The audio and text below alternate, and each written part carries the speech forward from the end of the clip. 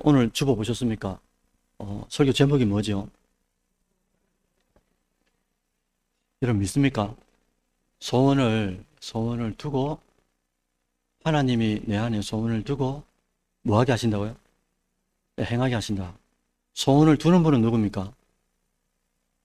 행하는 자는 누굽니까? 예, 예? 소원을 두시는 분은 하나님이시고, 실제 행하는 거는 우리죠. 우리, 그죠? 그래서 소원을 두고 하나님이 행하게 하시는데, 오늘 설교의 관건은 그러면 어떻게 분별할 건가? 이게 하나님의 소원인가? 아니면 나의 소원인가? 이걸 어떻게 할 건가? 라는 거예요. 여러분들, 두 아들을 키우는 한 어머니가 있었어요. 이 유명한 예화인데 한번 들어주시길 바랍니다. 큰아들과 둘째, 이 형제가 초등학교를 다니고 있었어요. 이 두 아들에게 중요한 일이 생긴 겁니다. 그게 뭐냐니까? 자기들을 홀로 키우시는 이 어머니의 생신이 된 거예요. 그래서 이 두 아들이 엄마에게 기쁨이 되고 싶어가지고 선물을 준비하려고 하는 겁니다. 이 두 아들은 그가 모았던 이제 저금통을, 돼지 저금통을 용기 있게 이제 깨뜨렸죠. 그리고 무엇을 살까 형하고 동생하고 막 의논을 하다가 이게 의논이 안 되고 시비가 되고 다툼이 돼버린 거예요. 왜 그러느냐? 형은 루즈를 사고 싶어 하고 동생은 장난감을 사고 싶어 하는 거예요. 의견이 이게 안 맞으니까 이게 막 다툼이 된 겁니다. 결국은 다투지 말고 그럼 돈을 나눠서 각자 사자 이렇게 이제 결정이 돼버린 거예요. 이제 엄마 선물을 사러 가는 겁니다. 큰애는 아까 뭐 산다고 했습니까? 엄마의 루즈를 하나 샀어요. 여러분 왠 줄 아십니까? 이 큰아들은 아침마다 엄마를 보니까 뭐 하는 겁니까? 거울을 보고 루즈를 바르는 겁니다. 쪽쪽거리고 막 비벼보기도 하고. 이 큰아들은 엄마를 본 거예요. 엄마를 보니 엄마가 뭐 하는 거면 매일 아침마다 괜찮아 막 뛰어다녀. 그래 매일 아침마다 이걸 바라더라 이거예요. 이게 무슨 말이냐니까 엄마는 이 큰아들은 엄마의 행동을 뭐 한 겁니까? 이 마음속에 담아둔 거예요. 그런데 여러분 둘째가 문제입니다. 둘째 아들이 선물을 준비했는데 뭘 준비한 겁니까? 아까 말씀드렸죠. 이 장난감을 준비하고 왔어요. 여러분 왜 그럴까요? 왜 그러냐니까 이 둘째 생각에는 내가 좋아하면 사실은 뭐 엄마 생각한 것도 없습니다. 내가 좋아하기 때문에 그냥 그걸 산 거예요. 사랑하는 성도 여러분들, 이건 뭘 말하냐니까 이 성숙과 미숙 있죠. 성숙과 미숙의 차이가 어떤 것일까? 이걸 이제 말하는 거예요. 엄마 생일에 엄마의 기쁨이 되려면은 누구의 마음을 간파해야 되는 겁니까? 엄마의 마음을 간파해야 되잖아요. 그래서 첫째 아들은 일상 속에 엄마의 행동을 쭉 봐놨다가 기억했다가 어머니가 늘 매일마다 쓰는 그 물품을 사드리고 싶었던 거죠. 그런데 둘째 아이는 엄마의 이 심중에 엄마가 없어요. 누구만 있는 겁니까? 자기가 좋아하는 것 사드리면 뭐 엄마가 좋고 싫고를 떠나서 내가 그냥 사드리면 된다라고 상대를 생각하는 그런 마음이 전혀 이제 속에 없었던 거예요. 여러분 성경에 성숙과 미숙 있죠. 성숙과 미숙을 어떻게 말씀하고 있는 걸까? 한번 찾아보겠습니다. 고린도전서 13장 11절입니다. 다 같이 한번 읽어주시겠습니까? 시작.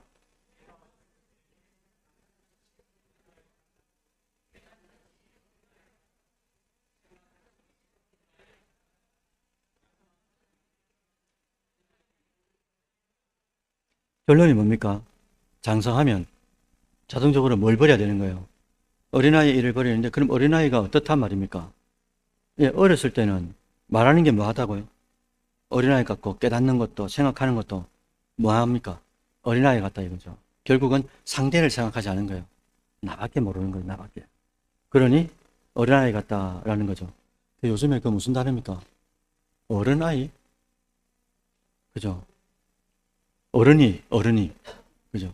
어린아이인데 나이는 어른이지만 예, 어린아이 같은 사람들. 여러분, 금방 읽었던 이 말씀처럼 우리는 아직도 주님을 믿노라 하면서도 어린아이와 같이 예, 그런 행동을 할 때가, 그런 마음을 먹을 때가 참으로 많습니다. 그러나 긍정적으로 생각해 보면 우리는 계속적으로 어린아이의 일을 버려가는 과정 속에 있다. 이렇게 말해도 괜찮을 것 같아요.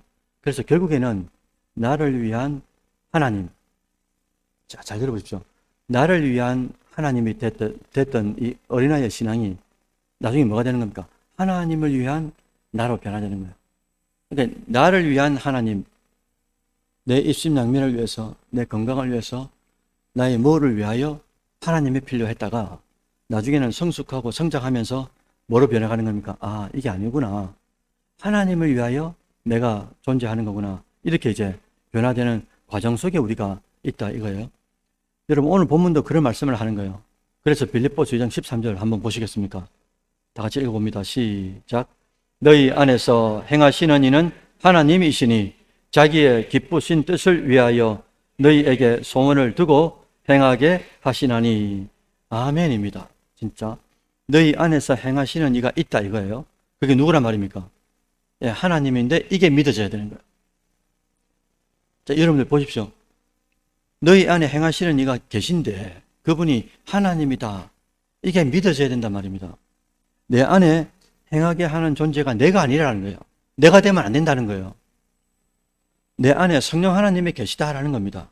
여기서 더 놀라운 사실은 우리 안에 계신 성령 하나님이 그냥 계신 게 아닌 거예요. 어떻게 계시다고 하는 겁니까? 13절에. 그냥 내 안에 그냥 가만히 계신 게 아니고 뭐 하신다고요? 예, 그분이 오셔가지고 기쁘신 뜻을 갖고 있는데 그것을 예, 우리에게 뭐로 주신단 말입니까? 우리에게 소원으로 준다 이거예요. 이걸 캐치를 해야 된다 이거죠. 성령 하나님이 우리 안에 계신데 우리 안에 계시면서 그냥 가만히 계신 게 아니고 기쁘신 뜻을 가지고 오셨는데 그 뜻을 우리에게 소원으로 심는단 말입니다. 그래서 그 소원으로 심어놓은 것을 우리의 삶에 전방위로 행하도록 만든다라는 거예요.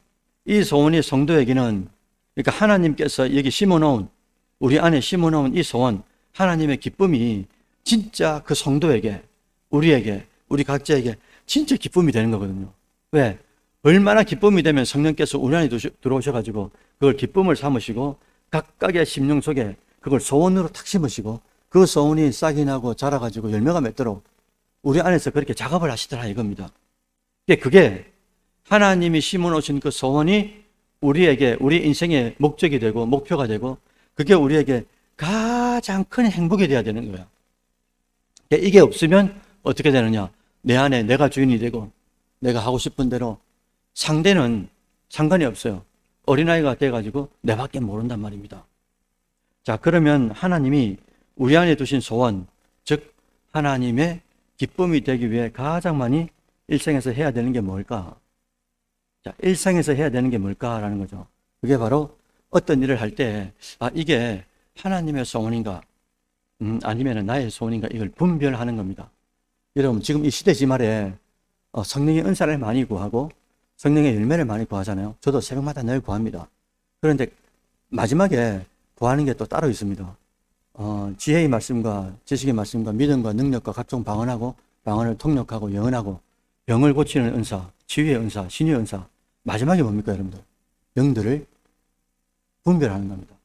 은사를 쭉 말씀해 놓고 그죠? 방언도 통역도 예언도 신유도 말씀을 해놓고 마지막에 뭐가 딱 붙는 겁니까? 그게 그 은사들이 어디로부터 비롯되는가 출처를 밝히는 거예요.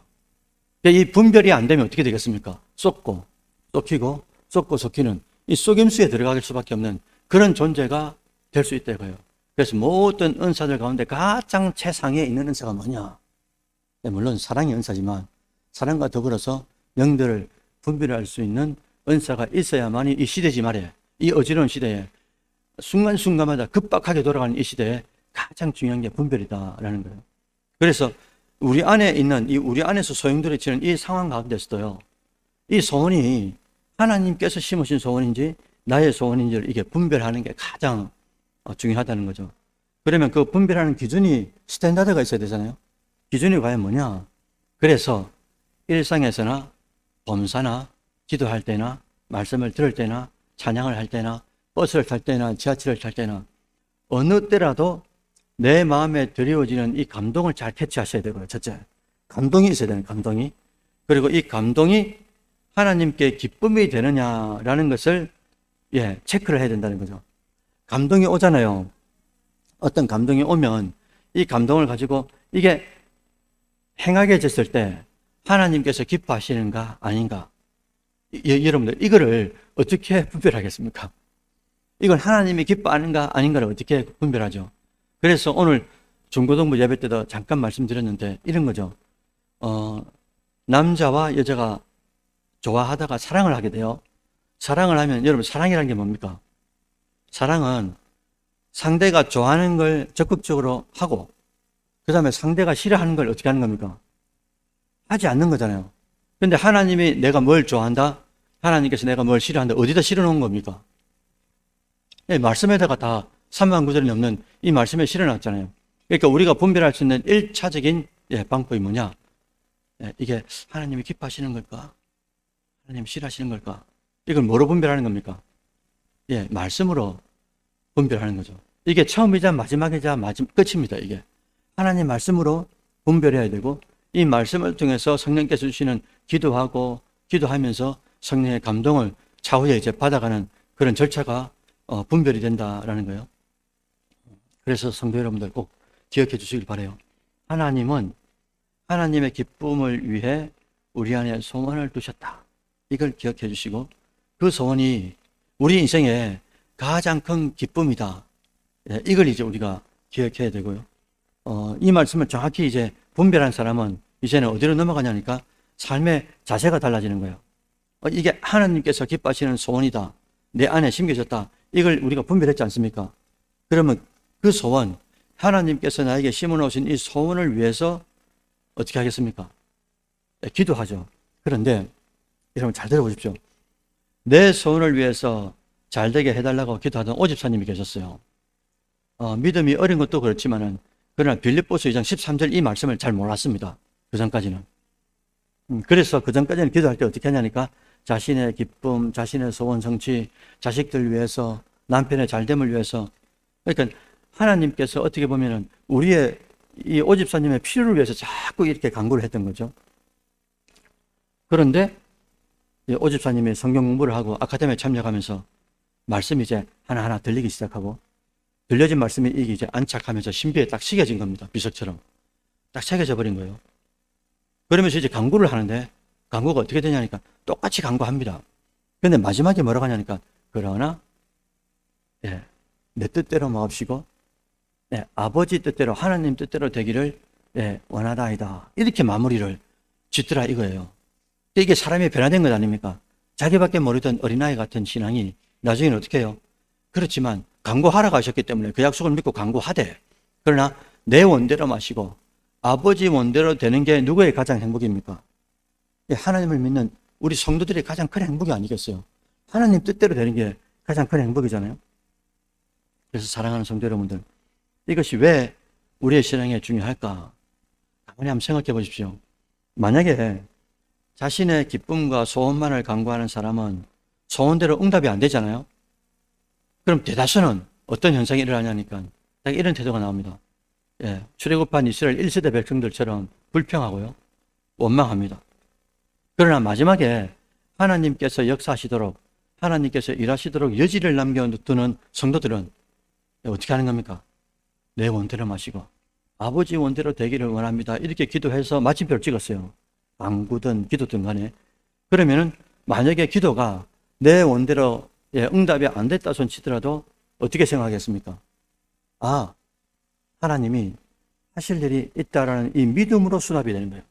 그러니까 하나님의 뜻대로 응답되기를 마지막에 마침표를 찍었으니까 그때 하나님이 하실 일이 있는 거구나. 내가 간구한 대로 되지 않아도 하나님이 하실 일이 있구나라는 게 믿음으로 내 안에 들어오더라 이거예요. 그리고 들어오니까 불평도 없어요. 원망도 없어요. 그러니까 내가 갈 길이 이렇게 쭉 계속 무소처럼 갈 수 있더라라는 겁니다. 그렇기 때문에 우리는 매 순간 내 안에 있는 이 감동이 하나님께 기쁨이 되는지를 분별을 잘 하셔야 된다라는 거예요. 그래서 우리가 신앙생활 중에 어떤 감동을 받잖아요. 그리고 그렇게 행하는 것이 하나님 앞에 기쁨이 된다라고 말씀으로 분별이 됐습니다. 그 이후에 그러면 그 일들을 진짜 행할 때 어떻게 해야 될까? 그래서 여러분들 아까 13절 마지막 어절 한번 보십시오. 뭐라고 되냐니까 자기의 기쁘신 뜻을 위하여 너희에게 소원을 두고 그 다음 뭐라고 했다고요? 네, 13절에만 해도 행한다는 단어가 딱 두 번 나옵니다. 앞에 나오고 뒤에 나오고요. 행하게 하신다는 거예요. 실제로 행하는 것은 누구라고요? 하나님이 아니고 우리입니다. 이게 조직 시인 아가리에 들어가면 신론 안에 하나님 파트에서 뭐가 나오냐니까 섭리 파트가 나옵니다. 예전에도 한번 말씀드렸는데 하나님께서 모든 삼라만상을 창조하시고 창조하신 것을 하나님의 계획대로 이끌어 가시죠. 그걸 섭리라 그러잖아요. 근데 섭리를 이루시는 결정적 방법이 하나가 있는데 그게 뭐냐?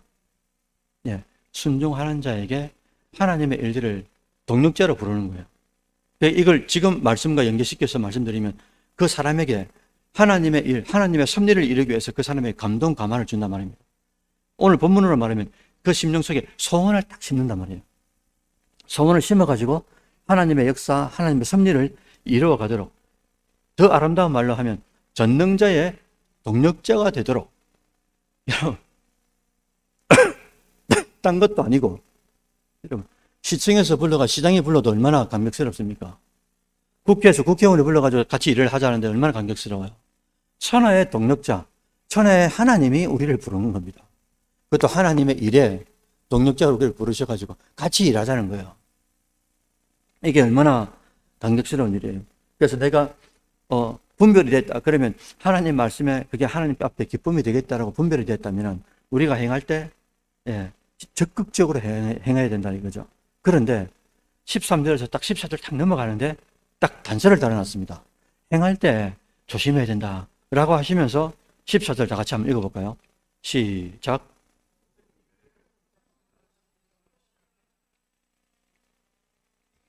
여러분들 하나님의 일을 한다고 우리가 교회 안에 모였습니다. 하나님의 일을 한다고 방회로 모이고 하나님의 일을 한다고 노회로 모이고 하나님의 일을 한다고 총회로 다 모입니다. 모였는데 모이면 이게 순차적으로 잘 아름다운 일로 다 만들어지느냐? 그렇지 않을 때가 참 많아요. 왜요? 왜 그렇다고요? 금방 14절 읽었지 않습니까? 모든 일에 뭐가 있기 때문입니까? 원망과 시비가 있기 때문에 이걸 제거해야 된다 이거죠. 그럼 왜 원망과 시비가 일어나냐 이거예요. 대답해 보십시오 여러분들. 왜 원망과 시비가 일어나는 걸까? 여기에 뭐가 착 들어오냐면요. 여기에 성숙이 들어오지 못하고 뭐가 들어오는 겁니까? 미숙이 들어오는 거예요. 사람 이름 아닙니다. 성숙이 아니고 미숙이가 들어와가지고 여기를 이제 지금 어떤 회를 진행하는데 이게 어지럽게 만들어버리는 거죠. 여러분 미숙이가 누굽니까? 미숙이는 자기밖에 몰라요. 엄마를 생각하지 않는다니까요. 그러니까 내밖에 모르기 때문에 장난감을 자기가 좋아하는 걸 사는 겁니다. 결국 원망과 시비는 내 안에 내가 너무 많기 때문에 존재한다라는 거예요. 그래서 여러분들 우리가 앞으로도 공부하겠지만 웨스트민스터 소요리 문답 제1항에 어떤 질문이 딱 있냐면요. 사람이 제일 되는 목적이 무엇입니까? 이렇게 질문하셨어요. 수백 가지 질문이 있는데 그 답이 뭐냐니까 사람이 사는데 사람이 제일 되는 목적이 뭐냐. 우리가 인생을 살아가면서 첫 번째 목적이 뭐냐 이거죠. 그래 놓고 답을 뭐라고 단 겁니까? 하나님을 영화롭게 하고, 이 말은 쉽게 말하면 하나님께 기쁨이 되고 이 말이거든요. 하나님을 영화롭게 하고 그를 영원토록 즐거워하는 거다 이렇게 말씀하셨어요. 하나님께 기쁨이 되고 그 하나님 때문에 즐겁게 사는 거. 심플하지 않습니까 여러분들? 이게 쉽게 되냔 말이죠. 이게 믿음이 정확하게 장착이 다 있지 않으면 이게 쉽지 않다라는 거예요. 그래서 우리 인생은 하나님의 기쁨을 위해서 존재한다. 그리고 하나님과 함께 있는 이 즐거움, 수많은 시행착오와 실패가 실수가 있어도 그럼에도 불구하고 내 마음이 천국을 빼앗기지 않고 침노당하더라도 빼앗기지 않는 이유가, 평안함이 있는 이유가 뭐냐? 하나님이 나와 함께 하시기 때문이다. 이걸 이제 믿는 거죠.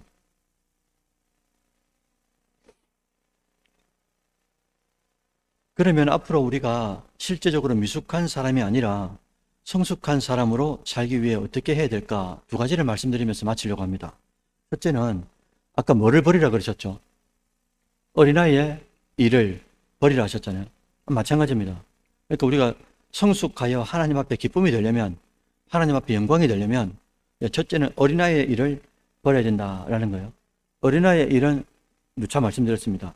자기밖에 모르다고 말씀드렸죠. 그래서 이렇게 일을 하다가도 보면요, 이렇게 자기 부서 있죠. 유치부다, 초등부다, 중고등부다, 청년대학부다. 이게 자기 부서밖에 모르면 안 됩니다. 성숙한 사람은, 여러분, 성숙한 사람은 교회 전체를 보는 거예요. 지난번에 제가 말씀드렸죠. 성숙한 사람은 혈통이나 혈육에 빠지지 않습니다. 내 동생이 아직 건사가 안 됐는데, 내 동생이 건사가 안 됐기 때문에 선거할 때 다니면서 내 동생 좀 찍어달라고 말하면 됩니까, 여러분들? 여러분 지금 웃으셨죠? 실제로 제가 교회를 섬기면서 수두룩합니다. 교회가 되기 위해서는, 반듯한 교회가 되기 위해서는 중직자를 뽑아야 되는 거예요. 사람의 선출이, 한 나라도 그렇잖아요. 국민의 대표를 뽑는 건 대의정치니까. 그 나라가 되려면 누가 잘 돼야 되는 겁니까? 물론 시민의 직도 꽤 있어야 되지만은, 국민의 대표가 국회에 들어가서 국회에서 뭐 하는 겁니까? 국민의 대표성을 가지고 잘 해야 되는 거예요. 잘못하면 어떻게 됩니까? 대다수의 국민들이 아픔을 겪게 된단 말이죠. 교회도 이러면 똑같습니다. 교회에서 가장 중요한 게 뭐냐면요, 중직자를 잘 뽑는 겁니다. 중직자를 뽑는데 세상의 혈통, 세상의 관계, 세상의 이익, 이중관계 이런 게 들어와가지고 야야 저 사람 괜찮대. 믿은 지는 얼마 안 됐어도 안 좋은 사람이 어디 있어요, 세상에. 다 괜찮지. 그러나 여러분들, 교회는 교회다워야 되는 거예요. 사람을 뽑는데, 중직자를 뽑는데 내 혈통이기 때문에, 내 자식이기 때문에 이런 생각이 들어오면 들어올수록 교회는 안 돼야 됩니다. 아멘 하시기 바랍니다. 하셨어요. 다음에 선거할 때 보겠습니다. 그래서 진짜 성숙한 사람들은 혈통이나 이해관계 여기에 빠지지 않아요. 전체를 봅니다. 전체를. 그래서 내 부서도 아끼지만은, 그러나 예산은 한정되어 있지 않습니까? 한정된 예산을 어디에는 많이 주고 어디에는 적게 주고 어떻게 그래야 되겠어요? 그래서 오늘 새벽에도 우리 같이 어르신들 새벽에 보셨지 않습니까? 하나님께서 소 12마리하고 수레 6개를 딱 가지고 분배를 해야 되는데, 새 자손들에게 분배하는데 어떻게 합니까? 수레가 필요 없는 고아 자손에게는 한 개도 안 줍니다. 수레도 안 주고 소도 안 줍니다. 왜? 그들은 성막을 어깨에 짊어지고 가기 때문에 수레가 필요가 없어요. 소도 필요가 없어요. 그러니까 12마리 소를 그쪽에게 안 줍니다. 우리 생각에는 왜 안 주냐고 막 푸념하고 불평할 수 있지만 안 그렇다니까요. 필요 없으면 안 주는 거야, 하나님이. 효율성이 있도록, 실효성이 있도록 하나님께서 또 일하시는 거 가만 보니까 그렇게 일하시는데, 우리는 혈통에 빠지고 이해관계에 빠지고, 그게 이제 미숙하다라는 거죠. 그러나 이해할 것은, 우리 인간의 이 본성은 자기밖에 모르는 게 맞아요. 그래서 여러분들 교회 와서도 전부 다 성숙한 성도다라고 생각하시면 이게 오산입니다. 저도 마찬가지입니다, 여러분들. 어떻습니까, 우리가? 본성은 자기밖에 모르기 때문에 결정적인 순간에 오면은 나를 보호하려고 하는 자기 본능이 딱 나오거든요. 그걸 여러분들 이해해 주셔야 됩니다. 그런데 그렇게 하지 않고 자기를 보호하지 않고 다른 사람을, 상대를 보호하려고 한다. 그러면 진짜 성숙한 사람이 맞아요. 그런 사람들을 세워야 되는 거죠. 그런 사람들을 앞장세우고 그런 사람들을 동력할 수 있도록 만들고. 그래서 아직은 미숙하지만 우리도 그렇게 만들어져가는 그런 과정 속에 있다. 그런 사람을 볼 때라도 여러분들 이렇게 아파하거나 슬퍼하지 마시고, 그래, 과정 속에 있는 거구나. 그렇게 이해해 주셨으면 좋겠어요. 전에도 제가 한번 말씀드렸지 않습니까? 그래도 프로 기사들, 운전하는 분들 말고요. 바둑 두는 분들 기사라 그러잖아요. 이분들도 바둑을 다 두고 난 뒤에 바로 뜬다고 그랬습니까? 아니라 말씀드렸잖아요. 방금 둔 바둑을 다시 한번 두면서 이 수가 이렇게 잘 뒀구나. 이 수는 이게 아니었구나. 이걸 허심탄회하게 바둑을 다시 한번 두면서 의견을 나눈다는 거예요. 이걸 복기라 그러거든요. 복기. 복기가 뭐냐면 돌아볼 복자를 씁니다. 그리고 바둑 기자를 써요. 돌아보는 바둑을 다시 두는 겁니다. 왜요? 한번 두고 이기거나 졌거나 그냥 치우면 되는데, 접으면 되는데, 그리 하지 않고요. 내가 왔던 그 길을, 바둑을 하나하나 두었던 그 길을 어떻게 하는 겁니까? 다시금, 점검하면서 어디로 가냐니까, 다음번에 바둑을 두게 될 때 더 성숙한 바둑을 두기 위해서 복기라는 과정을 거친다라는 거예요. 여러분, 바둑 하나도 그런데, 바둑의 세계가 세계 안에 다 들어갔다 있다 그랬잖아요. 바둑도 하면 그런데 우리 신앙은 어떻겠어요? 우리 신앙도 마찬가지 아니겠습니까? 어린아이일 때는 몰라요. 누가 야야야 오집사야 그러는 것보다 이렇게 안 낫겠나? 이렇게 선배들이 뭘 말하면 이게 잘 몰라. 왜? 어리기 때문에. 근데 그게 좋게 받아지면 좋은데 이게 또 좋게 안 받아지고 마음이 팽하면은 마음이 또 이게 아프지 않습니까? 말하는 사람도 좀 껄끄럽고 다음에 보기에도 좀 껄끄러울 때가 있어요. 그러나 말할 때에는 정확하게 좀 부드럽게 말을 해주는 게 좋죠. 왜? 이 오집사님이 계속 이렇게 어린아이를 있으면 어떻게 합니까? 그러니까 그 다음 단계 징검다리를 선배들이, 어른들이 그걸 잘 낳아주면서 좀 아프더라도, 당시에는 아프더라도, 나중에 지나고 나면, 그래서 김건사님이 그렇게 말씀하셨구나. 이걸 이제 이해하게 되는 거죠. 그래서 우리가 성숙해지면 질수록 내 이익을 내려놓게 되는 훈련을 하게 되는 거죠.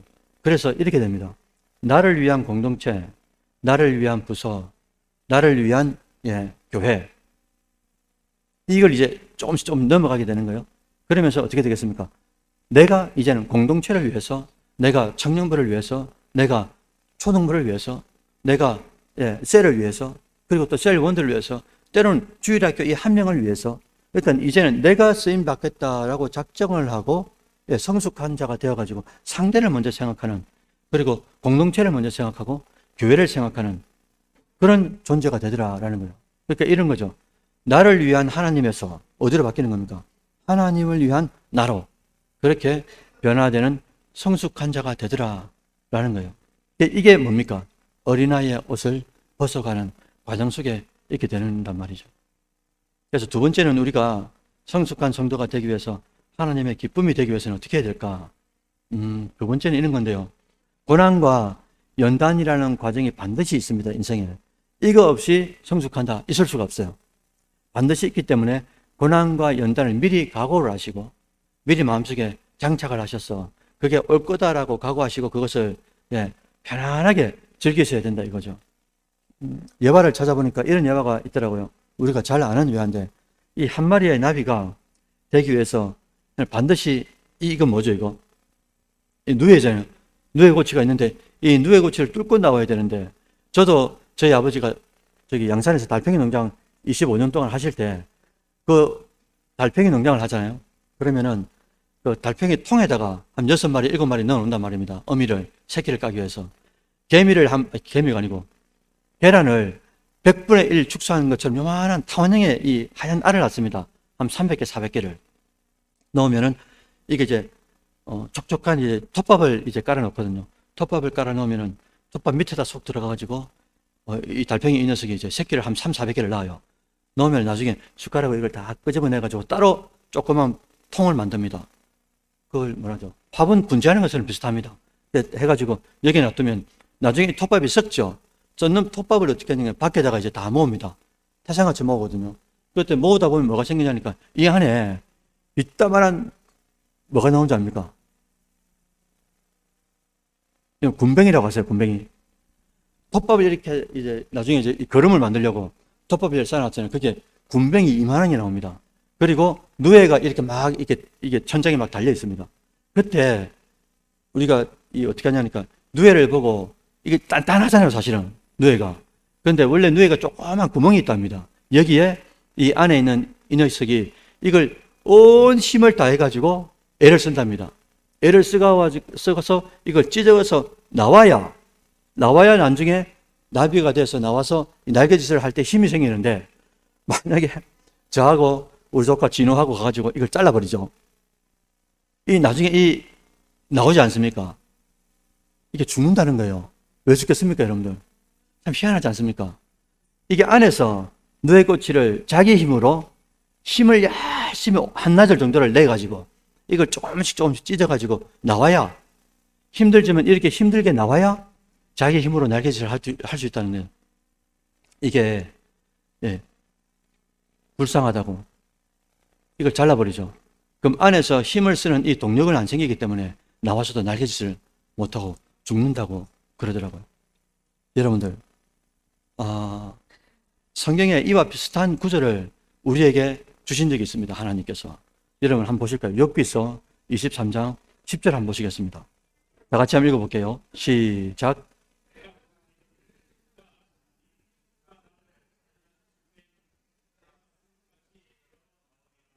아멘. 이렇게 순금이 되기 전에 뭐라 했었어요? 뭐가 나옵니까? 단련이라는 단어가 나오죠. 이게 훈련이고 연단이고 그런 것 아니겠습니까? 순금이 되기 위해 단련의 과정이 꼭 필요하다라는 것을 우리가 잊어서는 안 된다라는 거죠. 그래서 앞으로 여러분들 성숙이라는 것을 가서 성숙한 자가 되어가지고 하나님께서 내 마음속에 심으시는 그 소원들이 이루어지려면 반드시 그 과정 속에 연단도 있고 고난도 있고 환난도 있다. 이거를 미리 아시고 그것을 부드럽게, 영적 낙법을 써가지고 부드럽게 넘어져야지. 그죠? 왔는데 불평하고 원망하고 어차피 올 건데 말입니다. 그걸 이제 그렇게 맞닥뜨리면 안 된다는 거죠. 이 시간 우리는 빌립보서 2장 13절, 14절, 15절, 16절 말씀을 가지고 소원을 두고 행하시는 하나님이라는 제목의 말씀을 나눴어요. 하나님께서 우리를 성숙한 성도로 만드시기 위해서 나밖에 모르던 어린아이의 옷을 벗게 합니다. 이거 안 벗으면 안 됩니다.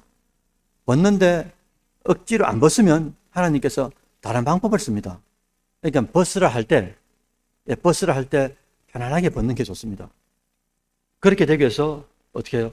또 우리의 고난과 연단과 점검으로 나가기 위해서, 순금으로 나오게 하기 위해서 하나님께서 우리에게 단련시키는 그런 트레이닝이 그런 시기가 있다. 그것을 통과해야 우리가 성숙의 옷을 입을 수 있다라고 이제 말씀을 들으셨어요. 그렇게 되기 위해서 내 안에 반드시 하나님의 소원이 있음을 우리가 꼭 기억하고 달려갈 길을 달려가야 된다라는 거예요. 그렇게 될 때 내를 위한 인생, 그러니까 나 자신을 위한 인생이 아니고 뭐로 바뀌는 겁니까? 하나님을 위한 인생, 그러니까 목적이 있는 인생으로 변화되게 되는 거죠.